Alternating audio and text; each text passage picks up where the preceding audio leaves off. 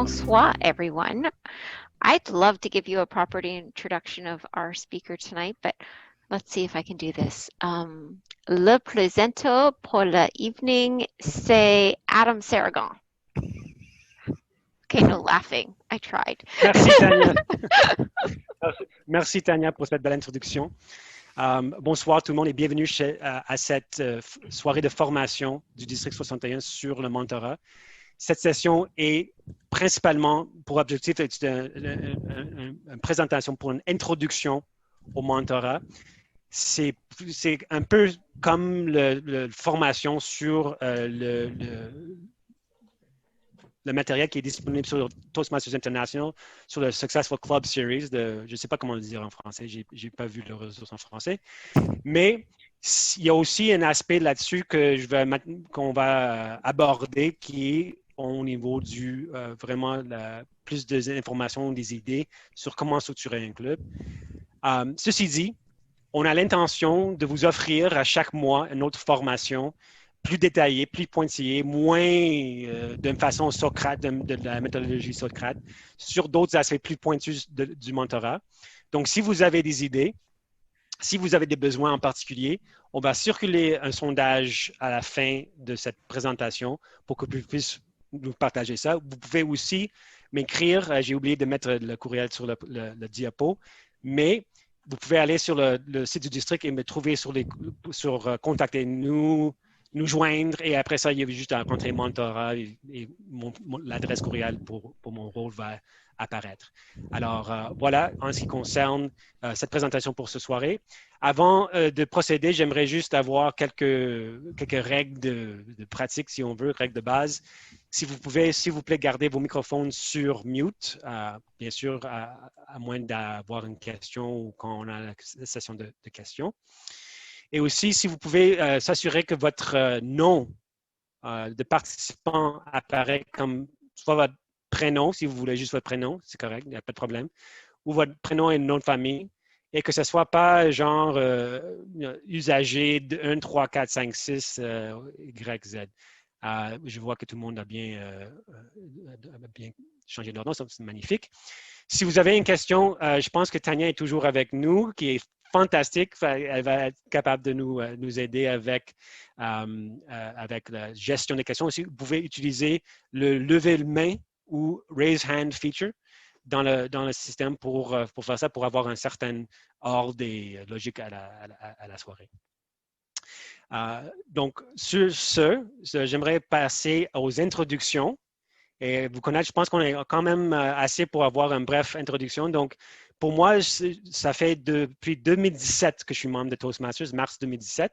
Je suis membre de 2 clubs, Leaders en Action au centre-ville de Montréal, ainsi que Bombardier Canadair, qui est là où je travaille, c'est Bombardier, Montréal. Ça fait, avant de prendre le rôle du coordonnateur du programme de mentorat, j'ai servi sur plusieurs rôles dans le club, dans l'équipe exécutive, notamment dans un rôle non officiel de VP Leadership, qui était principalement la responsabilité était la livraison du programme de mentorat du club. Et j'étais aussi le directeur de secteur de 52 l'année dernière. Donc, ce que je vais faire au tour de rôle, je vais vous nommer votre prénom. Et si vous pouvez vous enlever du mute, vous introduire votre club et peut-être ce que vous attendez à apprendre ce soir. Donc, on va commencer avec Yves, s'il vous plaît. Oui, Yves, bonsoir. Bonsoir, cher collègue Toastmaster, ça va bien? Oui. Moi, je suis de la seigneurie de Boucherville et je suis membre depuis 2014. Alors, j'ai eu la chance d'occuper plusieurs postes au sein de mon... Alors, principalement, vice-président en formation, c'est mon préféré. J'étais président, huissier et cette année, je suis encore vice-président de formation. J'ai eu la chance d'être guide Pathway, ça a été une très belle expérience. Alors, ce soir, évidemment, je vais m'apprendre plus sur le mentorat. Alors, comment garder mes mentorés? J'ai de la difficulté avec ça. Fait que voilà. Merci. Merci Yves. Bertin, si j'ai bien prononcé votre nom. Désolé si je l'ai massacré. Bertin?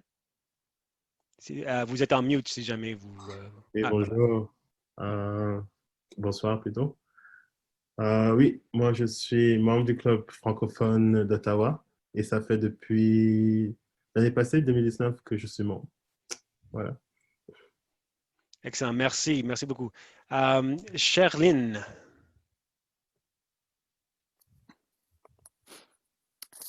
Bonsoir. Donc, je suis présidente du club Toastmasters francophone d'Ottawa depuis cette année. Je suis membre depuis l'année dernière. Je suis là ce soir parce que dans notre club, on essaie de monter un programme de mentorat, je dois dire, dans notre tout jeune club de 1 an. Il y a plusieurs membres ici, donc c'est essayer de voir un peu le rouage du mentorat et comment le monter dans notre club. Bienvenue, merci. Daniel Giboulot, s'il vous plaît.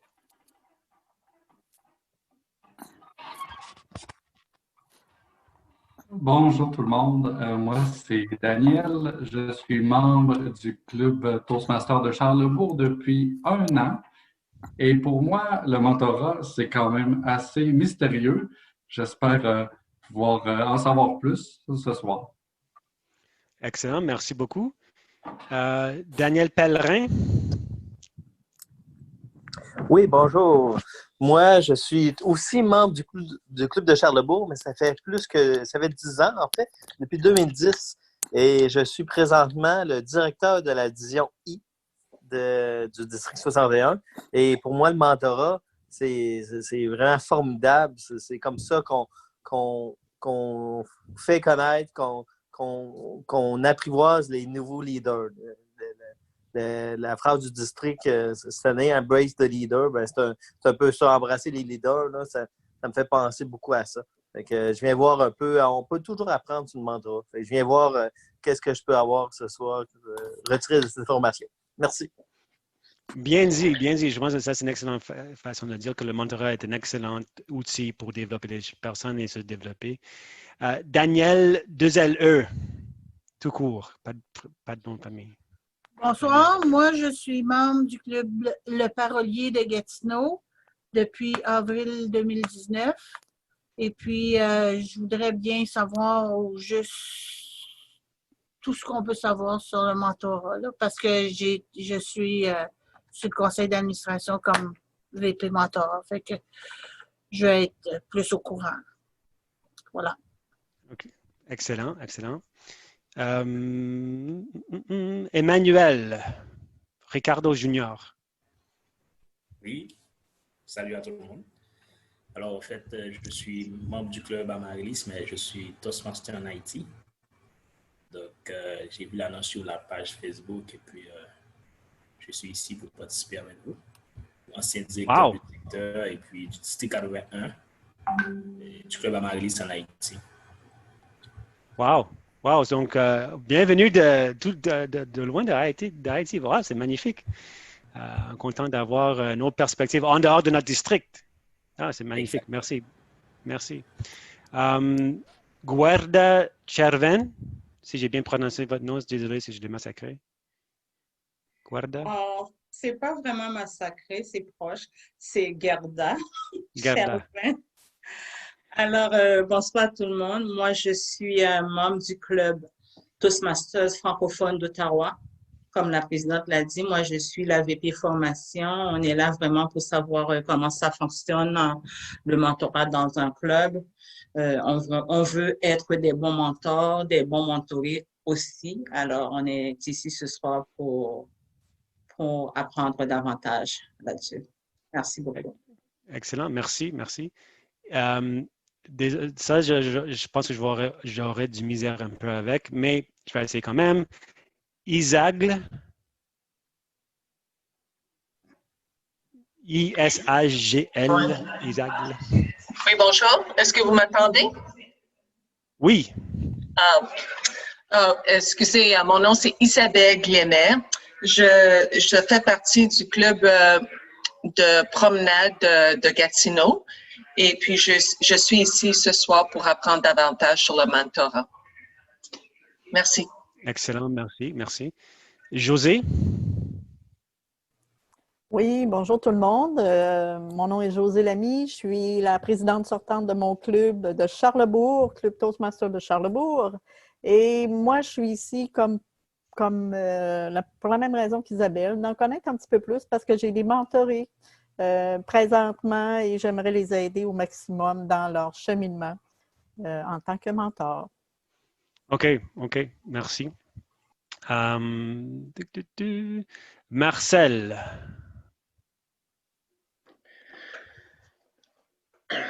Bonsoir. Oui, Marcel Pépin, je suis VP recrutement pour le club Toastmasters de Charlebourg. Je souhaite devenir mentor cette année. Donc, je cherche les outils qu'il faut pour faire le meilleur travail possible. Merci. Merci. José? Vous êtes sur mute si jamais vous... Je viens de me présenter. Je l'ai fait. OK. Oh, désolé, j'ai pas. OK, bon, excuse-moi. Des fois, le fil, ça change de place. Oui, je comprends. Ouais. Des fois, j'essaie de me souvenir de qui est là, mais je pensais que ça resterait stable, mais ça change à chaque fois. OK. Marie-Claire.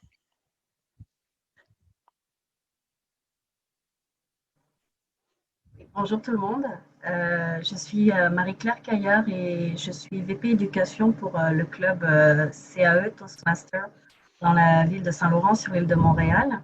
Je suis membre depuis 2016 et cette année, je suis aussi directrice du secteur 50 qui couvre l'ouest de l'île de Montréal.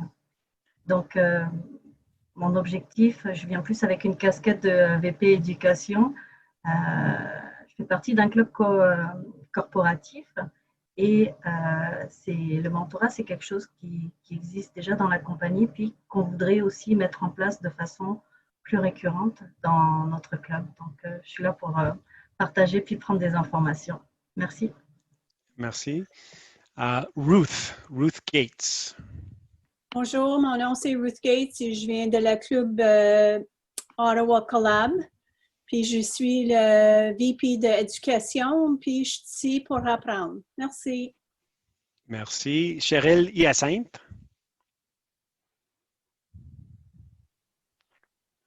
Bonsoir, je devrais dire. Mon nom est Cheryl Hyacinthe. Je suis du Club francophone d'Ottawa, tout comme notre présidente l'a dit. On est ici pour essayer d'apprendre plus sur le mentorat, car on aimerait l'instaurer dans notre jeune club. Merci. Excellent, vous êtes à un bon endroit. Sylvain? Oui, bonjour tout le monde. Mon nom est Sylvain Guérard. Je suis membre du club Toastmaster de Québec, dans la ville de Québec. Je suis membre depuis novembre 2017. J'occupe présentement la fonction VP Relations publiques pour le club. Auparavant, j'étais ici. Au-delà de je suis ici pour mes connaissances personnelles, mais au-delà de ça, j'aimerais ça ramener des connaissances pour mon club. On a plusieurs mentors d'expérience. Éventuellement, moi, je vais être mentor aussi. Donc, je suis ma présence ici. OK. Yves Réel Boucher. Ah, tu es déjà présenté, c'est vrai. T'as déjà présenté? Oui, hein? OK. Excuse-moi. Encore une fois, un petit caf. Todd, veux-tu te présenter aussi?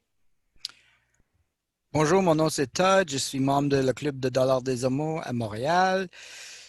Je suis VP formation présentement, mais j'ai déjà tiens toutes les tâches. Puis, je suis membre depuis plus que 24 ans. Merci, Todd. Est-ce que j'ai manqué quelqu'un? Non? OK. Ben, merci. Bienvenue tout le monde encore une fois. Je vais juste vous demander, est-ce que vous vous pouvez voir mon écran, Todd? Maintenant, oui. Maintenant, oui. OK, bon. OK. Alors, vraiment, l'objectif, comme je viens de vous dire au départ, c'est l'introduction à la mentorat avec une idée, plus une idée globale ou sur comment mettre en place un programme. C'est pas forcément très pointu sur tous les détails de comment être un mentor, des questions à demander, des choses comme ça. Je sais qu'il y a quelques personnes qui ont mentionné cet aspect-là. Il va y avoir d'autres formations, mais vraiment, on parle aujourd'hui de voir de se parler de qu'est-ce que mentor, que fait mentor et le processus du mentorat. Et après ça, on va parler un peu de comment bâtir les choses à penser, des réflexions à prendre pour bâtir un programme dans votre club. Donc, c'est ça les objectifs ce soir. Et alors, sans plus s'attarder, on va parler de qu'est-ce qu'un mentor. J'ai l'air que j'ai des problèmes. Voilà. Bon. Qu'est-ce qu'un mentor? Et là, j'ai des citations, c'est en anglais. Je vais faire mon mieux de traduire, mais si vous comprenez les idées, c'est vraiment 3 aspects du mentorat auxquels je me tiens. Le mentorat, c'est un genre un partage de connaissances. Donc, un cerveau à aller chercher des informations, une oreille pour t'écouter et quelqu'un qui, en fait, c'est un genre de... Vous pouvez mettre... juste vous demander de vous mettre en mute, ça serait apprécié. Et c'est un genre de personne pour être à l'écoute et à la soutien, pour essayer de prendre ces informations et de vous diriger dans une certaine direction. C'est aussi important de voir que, de savoir et garder en tête que ce n'est pas un exercice d'aider les personnes à devenir la même communicateur que toi. Ça, c'est une erreur que j'ai fait. On va parler de ça dans 2 secondes. Mais c'est vraiment une question de leur donner une opportunité de leur créer eux-mêmes. Ça, c'est la 2e citation de Steven Spielberg. Et finalement, Palmer parle de la relation. C'est important non seulement qu'on a le bon professeur, mais qu'on a le bon étudiant aussi, étudiant ou étudiante. Donc, c'est une question de quelqu'un qui veut apprendre. Donc, ça, c'est des éléments importants de savoir. Quelqu'un qui est là, qui prend un intérêt personnel, qui se sert comme modèle, qui a des connaissances sur Pathways, connaissances sur la façon d'opérer dans le club. Par exemple, si vous utilisez FreeToast, EasySpeak ou un fichier Excel pour gouverner vos réunions. Et quelqu'un qui est là pour supporter la personne à leur découvrir pour qu'ils puissent devenir un succès. Alors, j'ai brièvement référé à une erreur que j'ai faite au niveau de la création de personnes ou d'essayer de les faire apprendre à être ce qu'on est nous-mêmes comme communicateurs au lieu de leur laisser le place pour leur devenir eux-mêmes leur propre création, leur propre communicateur. Et là, c'est vraiment l'erreur du coach versus mentor. Est-ce qu'il y a quelqu'un qui veut partager avec nous très brièvement dans une phrase, pour eux, c'est quoi la différence entre un coach et un mentor? Je vous laisse l'opportunité de participer juste à vous enlever le mute et une phrase. OK. Moi, je dirais qu'un mentor, c'est comme un guide. Par contre, le coach, c'est pas un guide, mais c'est quelqu'un qui est là pour aider le membre à travailler un point en particulier. Donc, le coach est quelqu'un qui vraiment est là pour des aspects plus spécifiques et le mentor est plus comme un genre de... Ouais. Est-ce qu'il y a quelqu'un d'autre qui veut partager une phrase? Mais moi, un coach, c'est toujours quelqu'un qui veut atteindre qui aide à la personne d'atteindre un certain objectif, tandis qu'un mentor, pour moi, ça a toujours été une personne qui inspire la personne à réaliser certains de ses objectifs. Ça c'était très intéressant, oui. Donc, quelqu'un qui est là, coach, est quelqu'un qui est là plus pour pousser, l'autre qui est là pour plus supporter les gens, des genres de différence entre ces aspects-là. Effectivement, donc, juste qu'on peut parler des différences, on parle d'un coach qui est là pour le court terme, qui est vraiment là pour pousser, le protéger, c'est ça le terme qu'on va utiliser pour le mentorer, c'est de protéger pour atteindre quelque chose de plus particulier versus un mentor qui est là pour des objectifs plus long terme. C'est plus une relation relationnelle qui est là pour écouter, supporter, exactement. Donc, voilà, dans mon cas, moi, juste vous donner un exemple, si jamais vous tombez dans cet aspect-là, mon protégé dans le temps, un de mes premiers protégés, a vraiment me demandé comment moi, j'étais capable d'avoir une si bonne capacité de contact visuel, que j'étais vraiment fort dans le contact visuel. Et là, j'ai lui expliqué ma façon de faire et sans pour autant vraiment prendre le temps de comprendre l'arrière-plan en arrière de son problème.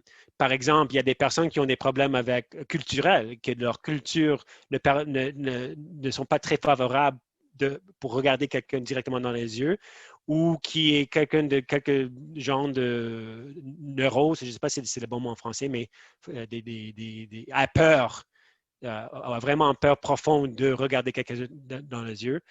Donc, j'étais pas vraiment à l'écoute, j'étais plus en arrière de vraiment vouloir aider la personne pour atteindre leurs objectifs. Ça, donc, des fois, c'est peut-être pas si noir et blanc, mais juste vous donner un peu plus de perspective. Des fois, que ça peut nous pousser, surtout pour les nouveaux mentors, juste garder en tête que vous êtes à l'écoute, vous êtes à la support des protégés avec qui vous travaillez. Parlons un peu rapidement des traits de caractère.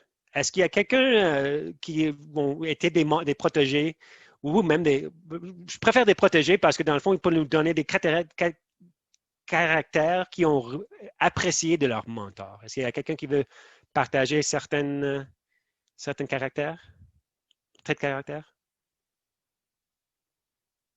N'ayez pas peur, soyez pas gênés. On est tous des amis. Quelqu'un qui a de l'écoute. Quelqu'un qui est à l'écoute, oui, ça c'est très bien. Je dirais patient. Quelqu'un qui est patient, oui, effectivement. Patient et disponible. Patient et disponible, oui, exactement. Quelqu'un qui est capable de prendre le temps avec le protégé, qui est capable d'être à l'écoute, patient et à l'écoute. Est-ce qu'il y a d'autres personnes? On a encore 7 points. Quelqu'un qui a de la connaissance. Oh, oui, ça c'est bon, la connaissance. C'est voilà, je vais compétent, connaissance, confiant. Je vais commencer. Souci des autres, flexible. Quelqu'un qui a d'expérience. On voit un peu ça dans le compétent. Et rapidement, peut-être sensible, quelqu'un qui est respectueux. Donc, on voit ici quelqu'un qui est capable de se mettre qui a de la connaissance, le programme, qui est capable de mettre dans les souliers d'une autre personne et qui est disponible pour la personne. Donc, ce n'est pas forcément nécessaire d'avoir tous ces traits de caractère, on peut le travailler. C'est sûr que des fois, on a des personnes avec qui on peut travailler, mais la disponibilité, la capacité d'écoute et le vouloir d'aider sont des caractères très importants. Et je pense surtout le vouloir d'aider et la capacité d'écoute, c'est quelque chose, peut-être pour les Toastmasters qui aiment communiquer, qui aiment présenter, peut-être un peu plus difficile. Mais voilà. Ça me fait un peu à qu'est-ce que c'est un mentor, la session de qu'est-ce que c'est un mentor. Je vais brièvement voir, je vais arrêter de présentation brièvement pour voir est-ce qu'il y a des questions sur le matériel jusqu'à date. Vous pouvez lever votre main dans le chat si vous voulez. Donc, une chose que j'aimerais vous souligner, c'est qu'il y a la formation disponible dans Pathways pour un mentor. Pour quelqu'un qui veut devenir un mentor, le deuxième niveau de chaque parcours, il y a un projet qui s'appelle Introduction au mentorat. Après avoir fini ce projet, un nouveau parcours qui est indépendant des autres parcours sur le mentorat s'ouvre et ça donne la capacité d'avoir plus de pratique et d'avoir un projet sur le mentorat. Donc ça, c'est très intéressant à savoir, surtout pour des personnes qui veulent devenir des mentors. C'est une bonne ressource, en plus des autres ressources sur le site de district, etc., sur ces conférences qu'on va avoir à chaque mois. Ça, c'est quelque chose à regarder aussi. Donc, si jamais vous ne voyez pas mes diapos, juste à me faire signe. Adam, est-ce que je peux faire une remarque? Oui. À propos du programme supplémentaire, du parcours supplémentaire de mentorat, il ne faut pas laisser supposer que ça vient automatiquement. Il faut faire la recherche pour l'obtenir. Qu'est-ce que vous voulez dire? Dans le site Toastmasters, il faut écrire mentoring programme, quelque chose comme ça. Je ne me souviens plus le terme exact. Mais moi, j'ai dû le chercher pour le trouver. Ah oui, parce que là, le projet au niveau 2 de chaque parcours, introduction au Toastmasters, il faut le faire Oui, mais pour avoir il y a accès pas au de choix. parcours de mentorat. Qu'est-ce que vous voulez dire que ça ne vient pas tout seul? Ben, il n'était pas là. Il a fallu que je fasse une recherche dans le site de Toastmasters International pour le trouver parce que même si j'avais fini mon niveau 2, je ne le trouvais pas. C'est pas grave, c'est juste une mention qui peut être OK, non, intéressante. c'est important de savoir. Non, c'est important de savoir parce que pour moi, et avec les personnes avec qui j'ai parlé, il n'y avait pas de problème. Donc, c'est important de savoir s'il y a un bug dans le système ou peut-être c'est un particulier d'un parcours, je ne sais pas. Mais en général, il devrait être disponible. Mais merci pour cette information. Alors, on passe à que fait Mentor et je vais passer sur ça vraiment rapidement parce que vraiment, je pense que c'est assez évident. Il y a le mentor a du travail pour des nouveaux membres et du travail qu'ils peuvent faire ou qui peuvent se servir pour les membres expérimentés. Et vraiment, vous pouvez lire les points qui sont là, mais l'idée, c'est vraiment l'accélération d'apprentissage. Par exemple, quand je me suis joint à Leaders en Action, il n'y avait pas de mentor. Et j'avais aucune espèce d'idée comment fonctionnait EasySpeak. Ce n'est pas un système qui est très qui est user-friendly, comme on dit en anglais. Et j'avais peut-être toutes sortes de problèmes. Donc, ça ralentissait mon progrès. Je ne savais pas comment à qui parler et des choses comme ça. Donc, avoir quelqu'un qui peut être là pour nous qui peut être là, une ressource pour nous soutenir, à apprendre les particularités de la club, comment ça fonctionne, etc. C'est très important. Ça serait très apprécié. Alors, c'est très facile de savoir, apprendre le programme, comment travailler avec Pathways, etc., et avoir plus de pratique. Pour les membres expérimentés, c'est le perfectionnement. Et quand on parle du perfectionnement, on parle aussi de toutes les possibilités qui s'offrent à nous dans Toastmasters pour participer comme membre sur l'exécutif, pour des concours, faire des conférences, prendre des rôles de leadership dans le district, qui est très intéressant, développer plus de leadership. Alors, il y a beaucoup de possibilités pour le travail qu'un mentor fait. Et avoir un bon programme de mentorat peut avoir vraiment un grand aspect de vente, peut vraiment aider à un aspect, un outil qui serait très pratique pour que les membres restent avec le club, pour qu'ils puissent découvrir d'autres possibilités qu'ils ne savaient même pas exister. La plupart des gens, quand ils se joignent à Toastmasters, ils pensent à faire des discours. Mais il y a beaucoup plus que juste faire des discours, comme on sait. La plupart de nous, on le sait. Avant que alors, ceci dit, ça fait en sorte un tour au niveau d'un mentor, qu'est-ce que c'est un mentor, etc. Je vais juste prendre le soin de garder le chat juste un instant. Oui, effectivement, ce que je pourrais faire, quelqu'un a demandé pour le partage de la présentation, je pourrais le faire partager dans le chat, notamment, si vous voulez, à la fin. Et je ne sais pas si j'ai accès au courriel. Je vais passer en anglais pour 2 secondes pour poser la question à Tanya. Tanya, do we have the email addresses to send the presentation to the participants? I was going to send it through the chat at the end of the presentation, if they remind me, but do we have also the ability to send it to the participants? Possible. It's possible? It's not impossible. Oh, it's not impossible. OK. It's not impossible. It's possible. OK. So, juste pour répondre à la question, je pense que la meilleure façon, c'est de le partager dans le chat. Je vais prendre le temps pour le partager dans le chat et on va regarder les possibilités pour le partager par courriel au besoin. Let's say I'll make it happen. How's that? OK. It might just take me 24 hours. Oui, c'est ça. Donc, on va avoir OK. Je pense que la personne a eu la réponse. Parfait. Est-ce qu'il y a d'autres questions à ce moment?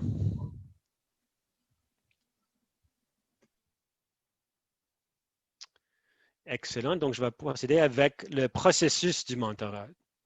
Ici, on va avoir un peu plus sur les aspects du relation de mentorat, mais ça serait un genre de survol plus général. On aura peut-être une session plus particulière là-dessus plus tard dans l'année. Mais sachez qu'au départ, il y a 3 éléments du processus du mentorat. On a l'acronyme CDA, comprendre, développer le développement et l'affinement. Pour moi, affinement, c'est raffiner ou comme de finition de quelque chose. Je ne sais pas si c'est le bon mot, mais c'est ça, quand j'ai fait regarder la recherche et la traduction, c'est ça qui était venu. Donc, alors, voilà les grands aspects sur comment on guide la relation du mentorat. Il y a un aspect de vraiment comprendre, ce qui ici, c'est comprendre non seulement, comprendre les besoins du protégé, mais aussi comprendre avoir une relation, commencer à bâtir de relations. On va y revenir.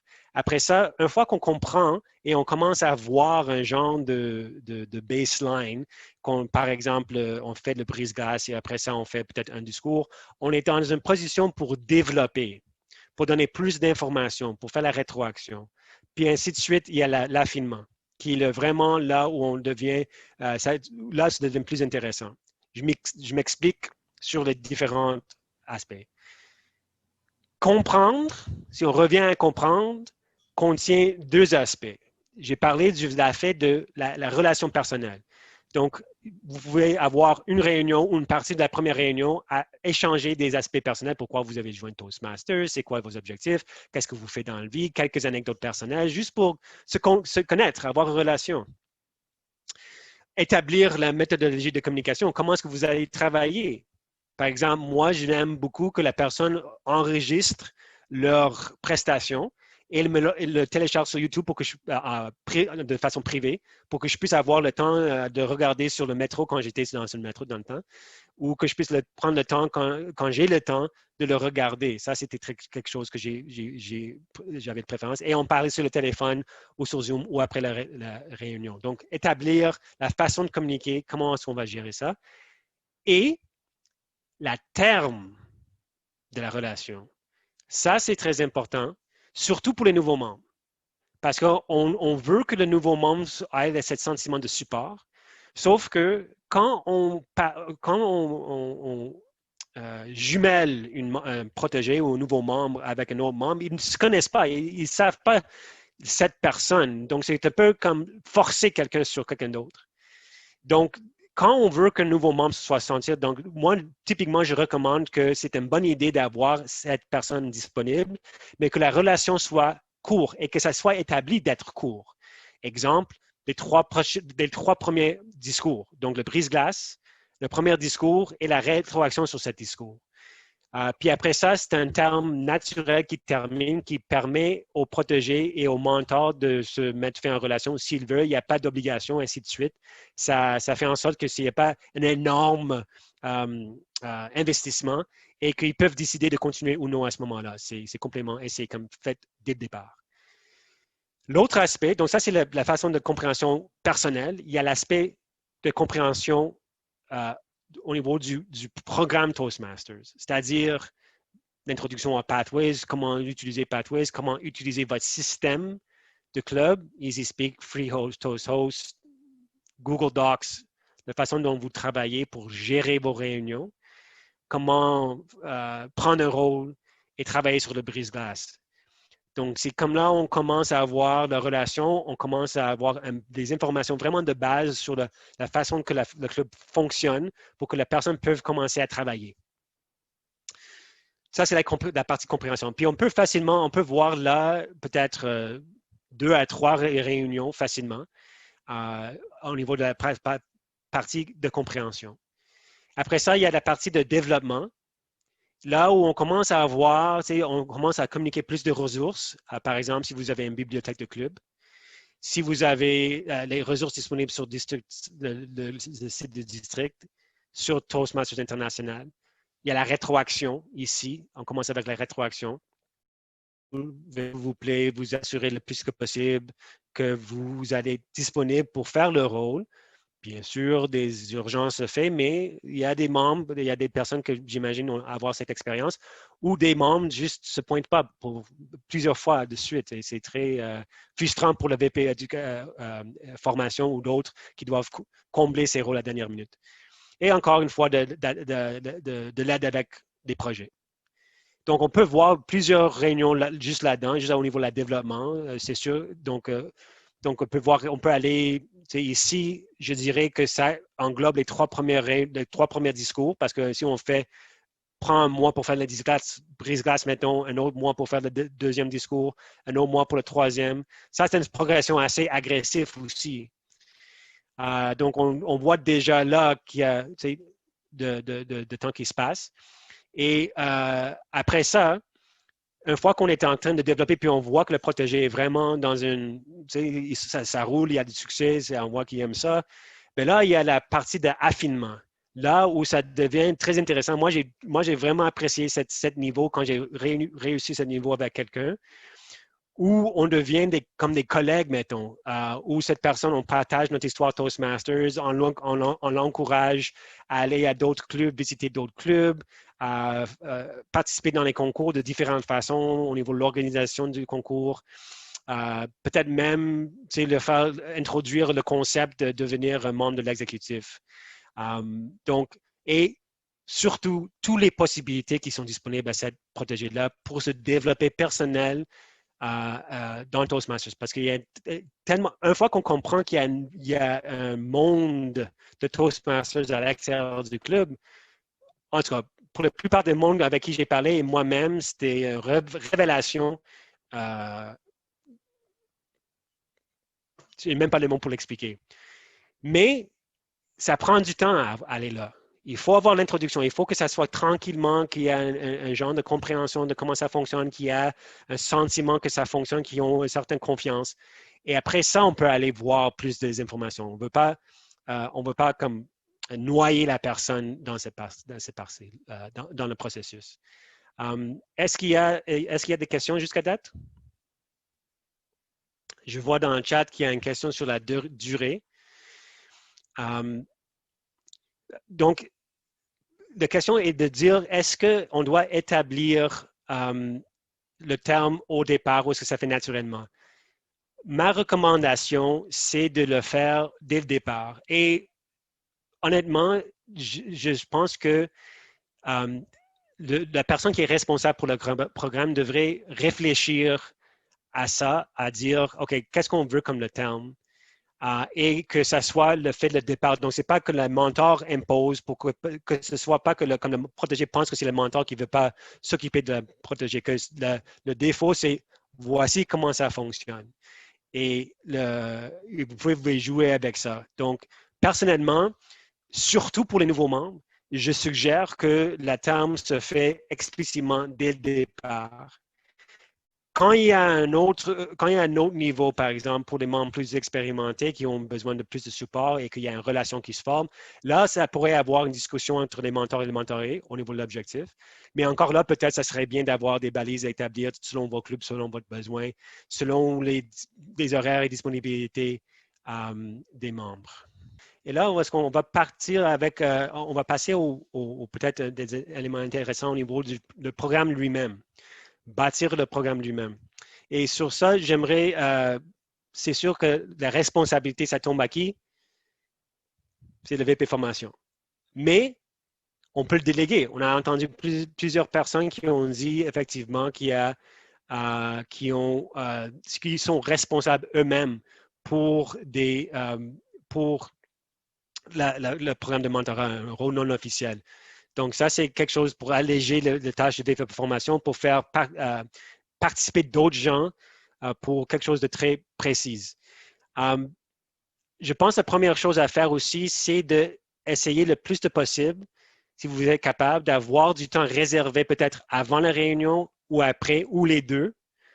Genre, idéalement, pour moi, j'imagine 30 minutes avant, 30 minutes après, si ce n'est pas possible, 15 minutes. D'avoir ce temps disponible pour que les mentors et protégés puissent se réunir.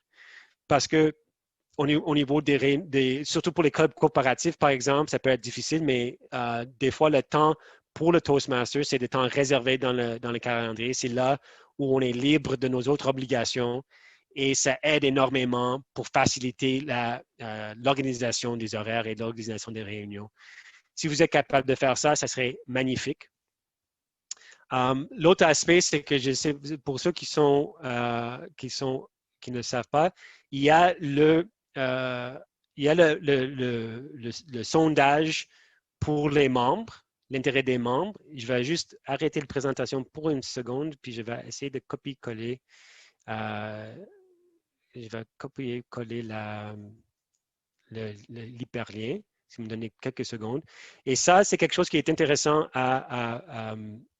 pour avoir l'intérêt ou des membres, des nouveaux membres, qu'est-ce qu'ils ont besoin, qu'est-ce qu'ils pensent serait utile pour eux dans leur parcours. Et je sais que personnellement, je n'ai pas reçu ce genre de sondage. Je viens de partager ça. C'est un lien à Google Drive. C'est un document en français qui était traduit. Donc, ça, c'est quelque chose qui est un outil très intéressant pour les nouveaux membres, savoir qu'est-ce qu'ils ont besoin. Parce que quand on sait ce qu'ils ont besoin, nous, dans notre club, on connaît nos autres membres. On sait qu'est-ce qu'ils ont à offrir ces personnes. Donc, on peut jumeler ces besoins-là ensemble.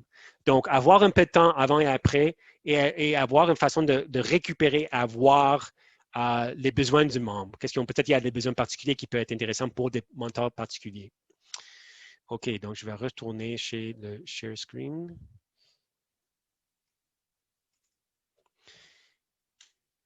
Et là, la prochaine chose que je vais me parler, c'est le concept des structures. Quand je parle de structure, la première chose que vous allez voir, c'est le traditionnel, le 1 à 1. Quand vous allez suivre la formation Pathways, si vous allez regarder les documents de Toastmasters International ou les Toastmasters de district, vous allez voir, c'est de 1 à 1. L'idéal, c'est ça. Sauf qu'il n'y a pas tous les clubs qui ont cette capacité. Pour les clubs qui ont beaucoup plus de membres, des nouveaux membres que des membres expérimentés, mais qui ont bénéfice des membres expérimentés, vous pouvez penser du concept de Coach's Corner, le 1 à plusieurs. Ça, c'est une situation où il y a une personne qui peut mentorer plusieurs personnes en même temps, qui ont le même besoin, par exemple, ou même qui peuvent créer un genre de programme de Train the Trainer, où ils fassent des scénarios de mentorat pour aider des personnes à devenir des mentors. Ça, c'est quelque chose que quelqu'un qui a commencé le Mentor Circle a parlé. Il y avait au départ, leur club réunissait à chaque semaine, mais ils ont finalement décidé d'avoir des réunions la première et troisième semaine du mois. Le deuxième et la quatrième semaine du mois, il y avait ce Coach's Corner-là. Ça peut être intéressant si vous avez cette situation-là. Une autre possibilité, c'est que j'appelle du crowdsourcing, plusieurs à un. Là, c'est d'essayer de motiver les personnes qui sont proactives et qui ont une certaine force de supporter le membre. Par exemple, en Leaders en Action, il y avait quelqu'un qui était très habile avec EasySpeak, qui était là pour supporter les membres. Il y avait quelqu'un habile à Pathways ou avec les manuels qui était là pour supporter les membres. Donc, ça, il y avait des personnes qui étaient très habiles au niveau de la rétroaction, ainsi de suite. Donc, il y avait un genre de plusieurs personnes qui faisaient différents aspects du mentor. Pas idéal parce qu'il n'y a pas une relation forcément, mais au niveau des aspects techniques, ça peut être intéressant. Ça peut quand même combler le besoin d'avoir ce soutien et support. Finalement, il y a la sous-traitance, outsourcing. Personnellement, je ne pense pas que c'est l'idéal. On peut voir un genre de liste de mentors disponibles dans le district. Là encore, il y a la problématique du fait que il n'y a pas forcément il y a moins, la relation est moins facile à bâtir. On n'est pas capable de se réunir physiquement. Je sais que ces temps-ci, c'est un peu plus difficile de se réunir. Prendre un café à 2 mètres séparés, ce n'est pas évident. Mais quand même, avoir cette capacité de trouver quelqu'un dans notre région, dans notre secteur même, peut être intéressant. Donc, vous pouvez parler avec le directeur du secteur. On peut travailler ensemble pour voir ça. Donc, ça c'est quelques idées à y réfléchir. Si traditionnel 1 à 1, c'est le meilleur. Comme il y avait quelqu'un, je pense que c'est Dina qui disait, il y avait toujours quelqu'un pour chaque membre. Leaders en Action, on a plus que 40 membres, mais on n'avait pas des personnes qui voulaient se présenter pour être un mentor. Donc, on n'avait pas 1 pour 1. Des fois, on avait des personnes qui étaient comme 6 qui avaient 6 nouveaux membres et ça devient difficile et un grand problème pour ces personnes-là. Donc, réfléchir peut-être à avoir différentes façons de faire. Quand vous avez la capacité, vous pouvez toujours passer au traditionnel. Voilà quelques idées pour la structure. Maintenant, donc on sait que pour aller chercher des nouveaux, des mentors, le recrutement des mentors, vous pouvez toujours utiliser le sondage de l'intérêt pour être mentor. C'est en train d'être traduit, c'est juste seulement disponible en anglais présentement, mais on est en train de le traduire. On va faire ça brièvement, j'espère. Et vous pouvez toujours faire une présentation, un genre de call to arms ou un genre pendant la réunion, si vous voulez être un mentor, veuillez s'il vous plaît nous faire signe. Personnellement, je pense que la meilleure façon de le faire, c'est d'aller faire le recrutement personnel.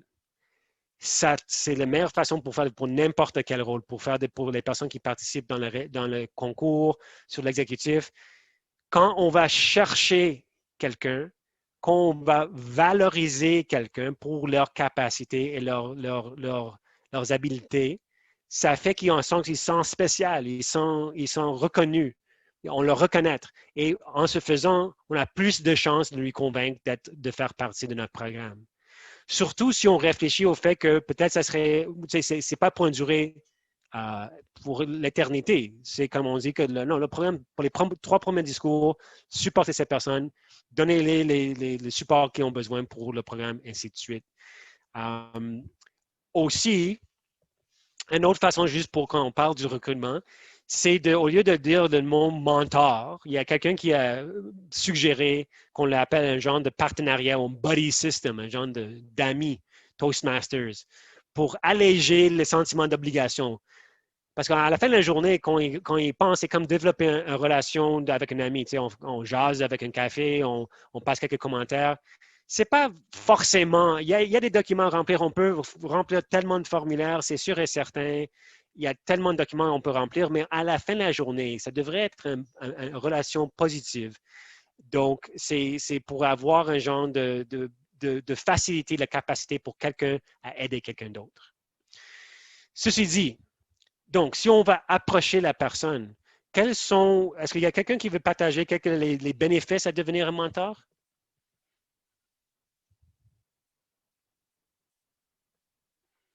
Quelques points de vente qu'ils aimeraient soulever avec quelqu'un pour qu'ils puissent convaincre leurs collègues de devenir des mentors? Ben, si je peux prendre la parole, c'est sûr que l'avantage, chaque fois qu'on mentore une personne, c'est toujours une expérience. On peut toujours avoir des situations auxquelles on ne s'attend pas. Alors, on apprend toujours de ces situations-là. Alors, je pense que c'est sûr que peut-être le fait d'avoir plusieurs expériences est toujours très bénéfique. Ce n'est pas juste le mentoré qui apprend beaucoup, mais il y a aussi le mentor par l'expérience. Oui, le perfectionnement des compétences, vraiment appliquer ses connaissances pour continuer à se développer. Est-ce qu'il y a d'autres personnes qui veulent lancer des idées? Comment vendre le mentor?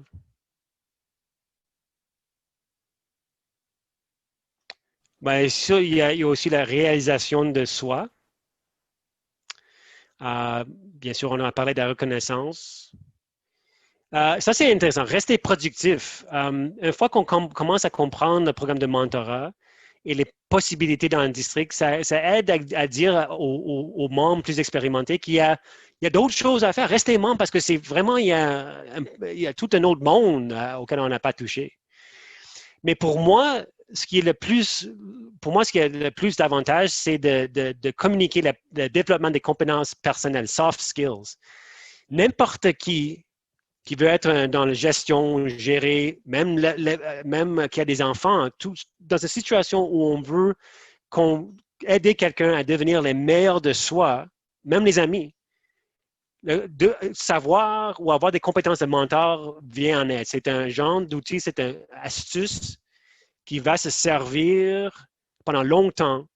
Et là, vous avez l'opportunité de le pratiquer dans un environnement sain avec du support partout. Vous n'êtes pas seul. Vous n'avez pas besoin d'apprendre ça pour avoir de promotion au travail.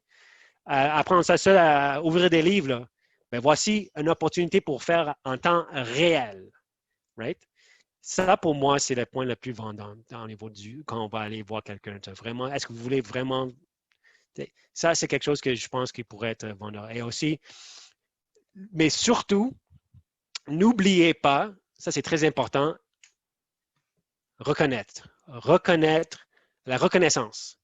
Reconnaître le progrès des protégés, reconnaître le progrès des mentors. Leaders en action, on a un membre du mois, on a un gala à la fin de l'année, on a toutes sortes de trucs pour faire en sorte que ceux qui ont démontré, qui ont fait des progrès, qui ont travaillé, qui fait partie de notre équipe, qui fait partie de notre communauté, soient reconnus. Parce que ça, c'est vraiment le clé pour garder des personnes. Ça, c'est vraiment la clé pour encourager les personnes à aller plus loin. Si on n'a pas, par exemple, Tania est venue me voir personnellement pour me dire « Hey, j'aime beaucoup la façon dont tu travailles, tu veux-tu être le coordinateur des programmes de mentorat? » Ça m'a touché que quelqu'un m'a reconnu mes compétences et m'a voulu m'encourager à lui aider à accomplir leurs propres tâches, de me donner cette responsabilité-là. C'est vraiment très important pour la valorisation de soi, surtout pour des personnes qui viennent chez Toastmasters pour améliorer les façons de communiquer. Parce que peut-être, la plupart ont des misères à aller se faire lancer et mettre au défi de se faire vulnérable devant d'autres gens. Donc, reconnaître, ça va renforcer, ça va payer des dividendes, c'est sûr et certain, selon moi, pour des temps à venir. Est-ce que vous avez des questions? Alors, j'ai une question. Oui. Alors, quel comportement qu'un mentor doit adopter? Parce que généralement, les rapports entre mentor et mentoré ne sont pas toujours harmonieux. Pouvez-vous répéter la question, s'il vous plaît? En fait, au départ, je disais que les rapports entre les mentors et les mentorés, des fois, ne sont pas toujours harmonieux. Right. Donc, par rapport à un mentoré qui a un comportement hostile, quel serait le comportement adopté de la part du mentor, du côté du mentor? C'est sûr que quand vous parlez d'hostilité, j'espère que ça ne va pas aller jusqu'à point d'avoir des menaces ou des choses comme ça. Non, du tout pas. Par exemple, un mentoré qui n'est pas trop actif, par exemple. Ah! Ben voilà, là c'est toute une différence. Parce que quand on parle de proactivité, la proactif, est-ce que si vous pensez à une situation où le mentoré n'est pas proactif, est-ce que ça c'est quelque chose qui est plus, est-ce qu'on est en train d'essayer de pousser le protégé ou est-ce qu'on est en train de supporter le protégé? Ça c'est la première question. Et là il y a un deuxième aspect, c'est est-ce que la question est de savoir est-ce que le mentoré, si le mentoré ne travaille pas, est-ce que le mentor peut se désister de la relation ou est-ce qu'il y a une façon pour se désister pour qu'il soit disponible à un autre mentoré qui veut, ou protégé, qui veut travailler? OK.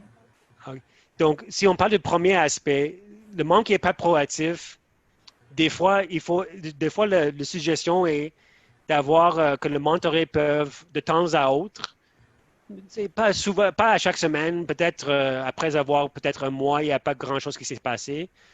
Peut-être lui relancer bonjour, juste savoir comment ça se passe. Est-ce que vous avez des questions?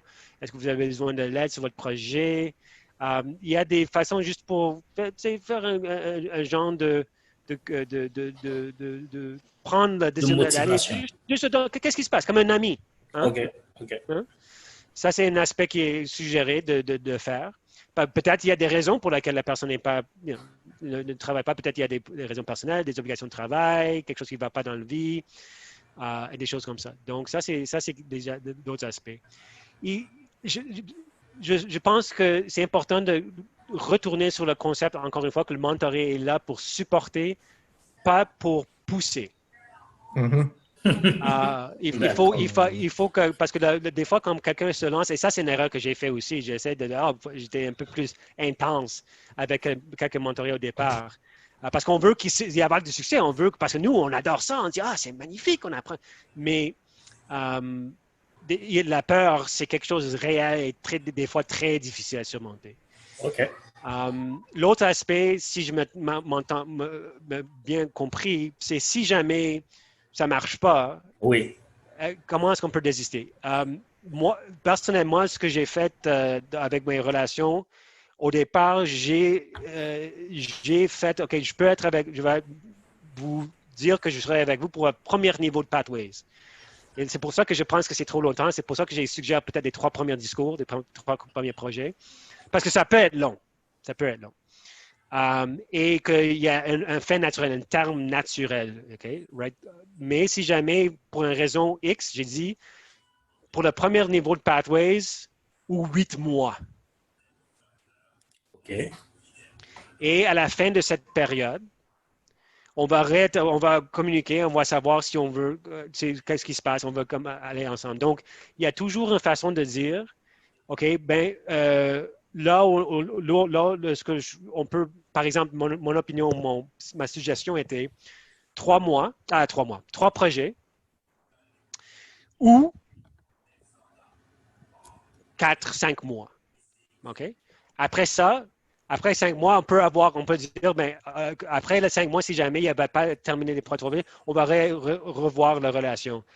Et c'est important que c'est la personne qui est responsable du programme établit cette barème-là et pas le mentor. Parce qu'on ne veut pas non plus, on veut éviter que la relation soit un peu lourde pour le mentor. Ou que ce soit la sensation on veut pousser le mentoré. Parce qu'on peut avoir beaucoup d'informations dans ces 5 mois-là. C'est sûr que l'apprentissage du programme, la façon dont le club fonctionne, ça pourrait se faire facilement dans même 1 mois. Surtout si vous avez un genre de bibliothèque ou d'autres, si vous utilisez les outils qui sont déjà disponibles sur Pathways, sur le site de District 61, ainsi de suite. Mais aussi, ça peut être une situation où si ça ne fonctionne pas, si ça vraiment il y a un problème, je pense que c'est bon à le soulever au VP formation ou la personne responsable du programme mentorat. Et peut-être avoir un genre de discussion. Parce que il faut aussi savoir que l'autre aspect, c'est que si la personne ne travaille pas, ben là, vous avez des disponibilités pour un autre membre aussi. Donc, c'est comme ça que j'ai fonctionné quand j'étais arrivé à 3